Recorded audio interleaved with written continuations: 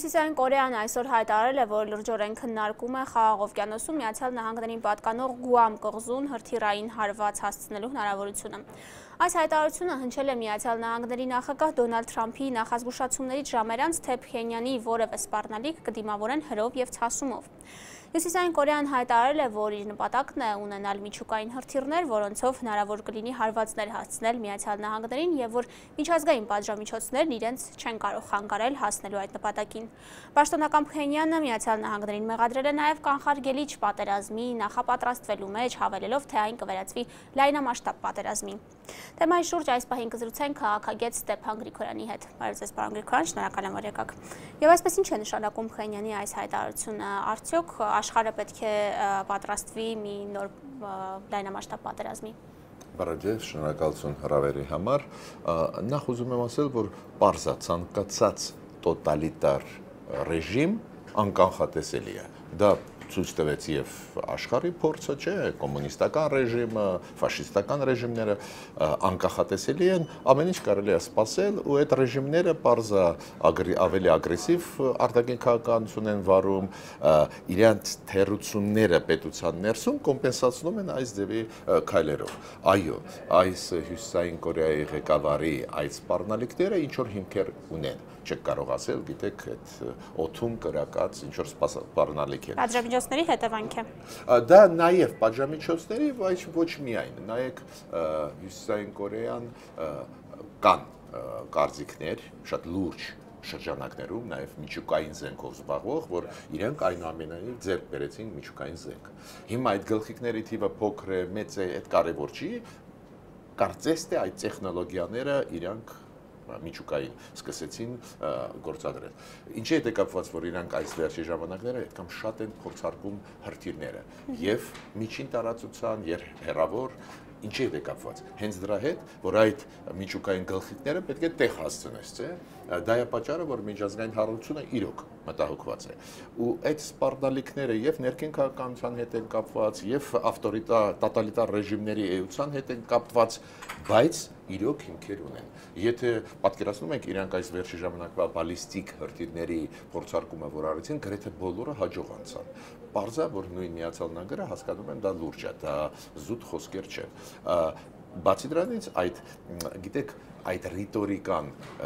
իրար դեմ սպառնալիքների միշտ էլ գիտեք այդ ուժեղանում է, այդ սպիրալը էլ ավելի մեծանում է, ասենք Միացյալ Նահանգները աշխարհը սանկցիա կիրառեց, նրանք ասեցին կհարվածենք, հիմա Դոնալդ Թրամփը կտրուկ կոշտ հայտարարություն արեց, պարզա իրանք էլի կանեն այս միլիտարիզացիայի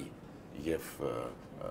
լարված իրավիճակում ամեն ինչ կարող է լինել։ Բայց ինչպես դուք ասացիք, պարոն Գրիգորյան, արդյոք սա ընդհանրապես հռետորաբանություն չէ, որտեղ Փխենյանը հայտնի է իր այսպիսի հայտարարություններով, ինչ իրավիճակ է փոխվել։ Ну, նախ բացի հայտարարությունից նոր ասեցի, իրանք հրթիռները փորձարկում են։ Դա կոնկրետ գործողություններ են, հասկանում եք, դա միայն ասածը չի, նաև քայլեր են անում։ Դա վտանգավոր է, այդքան վտանգավոր, որ նույնիսկ մի քանի օր առաջ ՄԱԿ-ի անվտանգության խորհրդում նույնիսկ Չինաստանը, Ռուսաստանը, Միացյալ Նահանգները միաձայն քվեարկեցին սանկցիաները ուժեղացնելու։ Ուրեմն վտանգը լուրջ է, ու լուրջ պետք է մոտենանք, բացի դրանից իրոք աշխարհը չպետք է լինի շահագրգռված, որ միջուկային զենքը տարածվի աշխարհով մեկ, հասկանում եք, այդ սկզբունքները չտարածման, միջուկային զենքը շատ կարևոր են, ու ստեղ է, որ ստացվում է էլի մի պետություն գրեթե հասավ միջուկային զենք ունենալու, ստեղծելու հնարավորությանը։ Էդել անկանխատեսելի ռեժիմի ձեռքում է այդ զենքը։ Հիմա նայենք ոնց է զարգացումը գնալու, բայց շատ կարևոր է, որ այս միջուկային զենքի վտանգի հետ կապված նույնիսկ Ռուսաստանը, Միացյալ Նահանգները, Չինաստանը միասին քվեարկեցին իրենց դեմ։ Բայց տեսեք, մյուս կողմից Հյուսիսային Կորեան երևի աշխարհի ամենափակ երկիրն է, գոնե երկրներից մեկը, ինչպես կազդեն այդ պատժամիջոցները նրա հռետորաբանության վրա։ Գիտեք, պատժամիջոցները ազդում են։ Ուղղակի այս դեպի ռեժիմների մոտ հետաքրքիր չի ինչքան տուժվում է ժողովուրդը։ Այդ ռեժիմը տուժվում է, բայց ամբողջ բերը գցում է ժողովրդի վրա։ Իրոք այնտեղ աղքատությունը մեծ է, սով է, բայց ռեժիմը շարունակում է, հասկանում եք։ Ու հիմա շատ կարևոր պահը Միացյալ Նահանգները ասացը կկիրառեն, թե ոչ։ Դոնալդ Թրամփի սպառնալիքները, որ մենք կպատասխանենք դեր Դոնալդ Թրամփը կարծես պատասխան էր փորձում ուղղել, ոչ թե ինքը գործողությունների դիմեր։ Այո, բայց այնուամենայնիվ իր այդ վերջի ասածը շատ կտրուկ են, շատ կոշտ էր ու հաշվի առնելով, որ Դոնալդ Թրամփը համարձակ նախագահ է, ինքը Օբամա չի, մենակ խոսելով չի, չէ, դուք հիշում եք Սիրիայում խոցեց ռազմական ուղղաթիռը Սիրիայի Բաշար Ասադի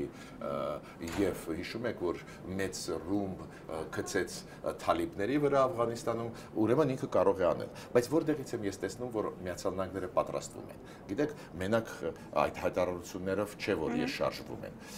Ուրեմն մոտավորապես 10 օր առաջ պետդեպարտամենտը Միացյալ Նահանգների հայտարարություն արեց պահանջելով բոլոր Միացյալ Նահանգների քաղաքացիներին, որ շտապ դուրս գան Կորեայից։ Նույն Միացյալ Նահանգները, դու գիտեք, Patriot այդ համակարգերը հակաօդային բերեց, տեղադրեց հարավային Կորեայի տարածքում։ Նույն Միացյալ Նահանգների ծանր ռազմական ինքնաթիռները անցան Կորեայի թերակղզով, չէ՞, դա ցուցադրական այդ ուժի ցուցադրումներ, չէ՞։ Տեղային հարվածներ եք ակնկալում, թե լայնամասշտաբ գործողություններ։ Դե դժվարանում եմ ասել, այդ պարզ է, որ նեղ մասնագետները կարող են ասել, բայց ակնհայտ է, որ եթե համարձակվեն ամերիկացիք, բայց այն, որ պատրաստվում են, ես այս փաստերը ձեզ բերեցի, քանի որ օրինակ ինչի են իրանք ասում, ամերիկացիք դուրս եկեք, քաղաքացիներ դուրս եկեք հարավային հյուսիսային Կորեայից։ Եթե Դոնալդ Թրամփը սկսի կոնկրետ քայլեր, պարզա իրանց բոլոր քաղաքացիներին իրանք պատանդ կպայեն, կձերբակալեն պատանդ կպայեն, որ այս ձևի երևույթներ չլինեն, չէ, պատրաստվում են։ Բայց պարզա որ կետային կլինի, իրանք կհարվածեն առաջի հերթին այդ միջուկային զենք արտադրող այդ օբյեկտներին։ Նշանակում է սա, որ Սիրիայի հարցից Միացյալ Նահանգների ուշադրությունը կշեղվի եւ նաեւ մեր տարածաշրջանում որոշակի փոփոխություններ կլինեն։ Դուք շատ կարևոր միգուցե այսօր գլխավոր հարցը տվեցիք, ինչի հետ է կապված, որ նայեք երկու հարթություն կա։ Մի հարթություն, որ Ռուսաստանը, Չինաստանը, Միացյալ Նահանգները միասին են, որ միջուկային զենք ձեռք չբերի, բայց երկրորդ հարթությունում իրոք եւ Ռուսաստանին եւ Չինաստանին ձեռնտու է, որ կա երկիր, որը հակադրվում է առաջի հերթին Միացյալ Նահանգների հետ ու ուշադրությունը շեղում է։ Դուք ճիշտ ասում եք։ Պարզա, եթե հիմա կենտրոնանա Միացյալ Նահանգները միայն Հյուսիսային Կորեային, եթե հարված հասցնի, պարզա պետք է կենտրոնանա բավական երկար ժամանակ միայն այդ հարցի վրա, քանի որ Հյուսիսային Կորեայի ռեժիմը ուժեղ ռեժիմ է, դա թույլ ռեժիմ չի, զենքեր տարբեր ունեն, տարբեր տեսակի եւ այլ։ Պարզա որ դա ձեռնտու է եւ Ռուսաստանին եւ Չինաստանին։ Չինաստանին, որ ինքը այլ ոլորտներին աշխարհի գերիշխի, Ռուսաստանին, որ Սիրիայում հետխորհրդային տարածքում։ Գիտեք, տեսակ երկու տարբեր հարթություններ։ Մի կողմ սոլիդարություն կա, միասին են իրանք միջուկային զենքի Կորեայի դեմ, Հյուսիսային Կորեայի միջուկային զենքի դեմ։ Մյուս տեղերում իրանք միասին չեն։ Կակրաս իրանք ձեռնտու է, որ Միացյալ Նահանգները ուշադրությունը շեղեն Հյուսիսային Կորեայի։ Իրոք այդ պահերը կային ու ես կարծում եմ Հյուսիսային Կորեայի ռեժիմը դա օգտագործում է։ Իրանք շատ լավ հասկանում են։ Օրինակ դուք գիտեք, որ աշխարհում մենակ մեկ երկիր այսօր կա, որ ունի 50 տարվա պայմանագիրը, 50 տարի առաջ ստորագրած պայմանագիրը Հյուսիսային Կորեայի, դա Չինաստանն է։ Միայն Չինաստանի միջոցով միայն աշխարհի հետ շփվում է այս Հյուսիսային Կորեայի ռեժիմը։ Ու դա օգտագործում է Չինաստանը ի օգուտ Իրան։ Հասկանու՞մ եք։ Օրինակ Չինաստանը գիտեք, դատապարտում է Հյուսիսային Կորեային, միաժամանակ դատապարտում է Միացյալ Նահանգները։ Իրանք ասում են, ինչի եք դուք միլիտարիզացնում այդ թերակղզին կորեական։ Միտքս ինչու՞մ է կայանում։ Դժբախտաբար գերտերությունները, քանի որ ունեն չհամընկնող մոտեցումներ, մի շարք հարցերում բերում են նրան, որ այս ձևի ռեժիմները մնում են, գործում են, չէ, անմարդկային ռեժիմ է դա, գործում են ու կարողանում են այս մանևրել այդ գերտերությունների միջև։ Մյուս կողմից, թե Ռուսաստանը, Չինաստանը այս դեպքում Միացյալ Նահանգների տեսակետը կիսում էին, բայց Միացյալ Նահանգները նախորդ պատժամիջոցներն ընդունելուց դա կարծես համակարգված պատժամիջոցներ էին Իրանի, Ռուսաստանի եւ Հյուսիսային Կորեայի դեմ։ Արդյոք ստացվում է, որ Միացյալ Նահանգները նույն հարթության վրա է դիտարկում այս երեք երկրները։ Ну, դրանով որ այն բանաձևը, նոր սանկցիաների բանաձևը, օրենքը ընդունված ներառում են այդ երեք պետություններին, դրանով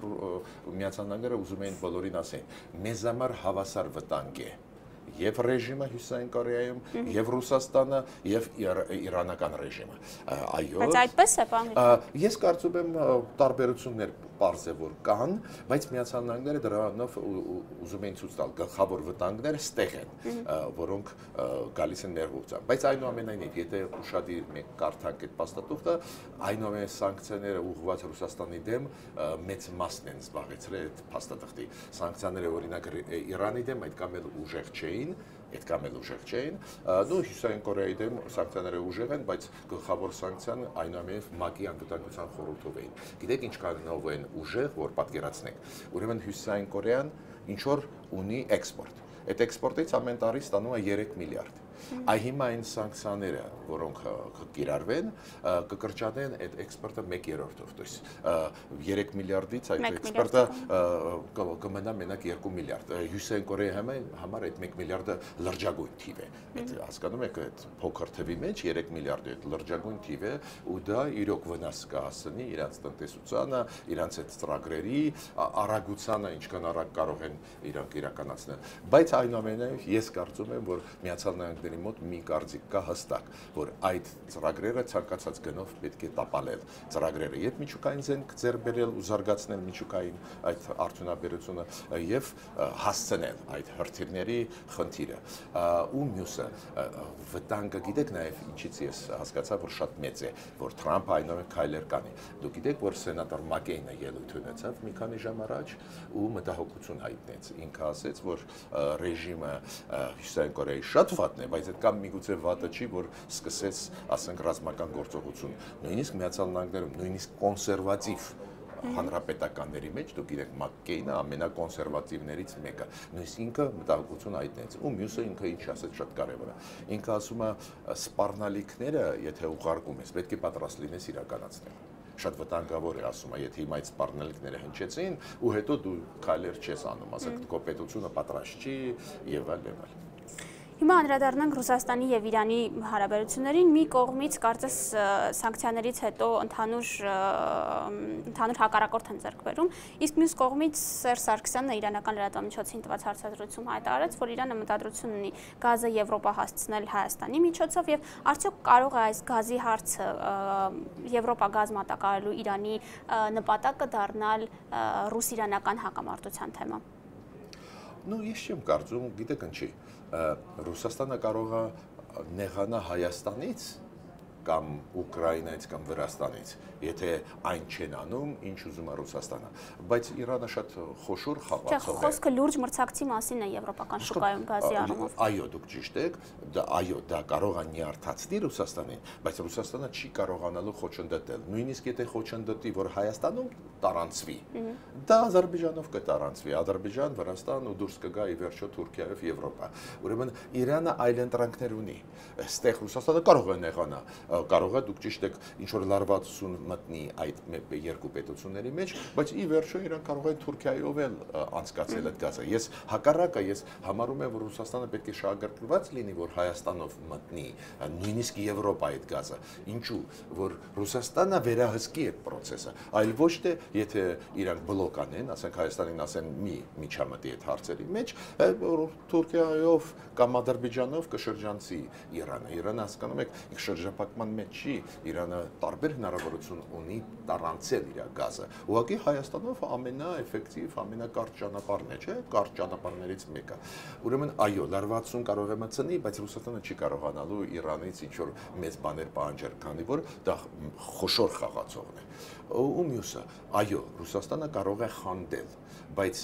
փորձը ինչ ցույց տվեց, եթե ինքը շատ խանդում է, շատ խանգարում է, Իրան շրջանցում է, ու հակառակը Ռուսաստանը պետք է շահագրգռվածություն ցուցաբերի։ Այս ծրագրի իրականացումը կարող է հայ-ադրբեջանական հարաբերությունների վրա ազդեցություն ունենալ,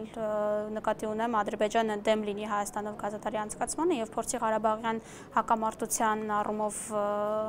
ճնշումներ գործադրել։ Պարզավոր Ադրբեջանի համար ցանկացած Հայաստանի քայլ, որը շրջափակումից դուրս է բերում, տարբեր կոնտեքստերով, նաև այդում եթե տարանցիկ գազը գնա Հայաստանով, չէ, Հայաստանը դրանով դառնում է տարանցիկ երկիր ու անիմաստ է դարձնում պրիմիտիվ այդ շրջափակումը Ադրբեջանի կողմից, չէ, թույլատնում է,